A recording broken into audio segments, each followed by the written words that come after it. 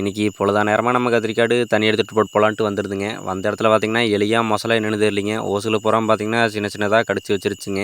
கடிச்ச இடத்துல பார்த்திங்கன்னா ஏகப்பட்ட தண்ணி பார்த்திங்கன்னா லீக்கேஜ் ஆகிட்டுருந்துச்சுங்க. இதை பார்த்திங்கன்னா இப்படியே விட்டோம்னா காடாயும் தண்ணி வாயாதுங்க. அதுக்கோசரம் போய் பார்த்திங்கன்னா நெப்பிலலாம் இட்டு வந்து ஓசுலலாம் பார்த்திங்கன்னா அறுத்தறுத்து அந்த நெப்பில் போட்டு ஏற்றிட்டு இருந்துங்க.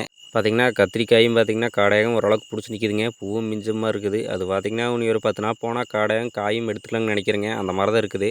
அதுக்குள்ளே 1, 2 செடி பார்த்திங்கன்னா ஆண் செடி உழுந்து நிற்கிதுங்க. இது பார்த்திங்கன்னா ஒரு செடி தான் ஆரம்பத்தில் தெரியுங்க. பார்த்திங்கன்னா இது புடங்காம விட்டோம்னா காடாகமும் அடுத்தது ஆண் செடியாக மாறிட்டே இருக்குங்க.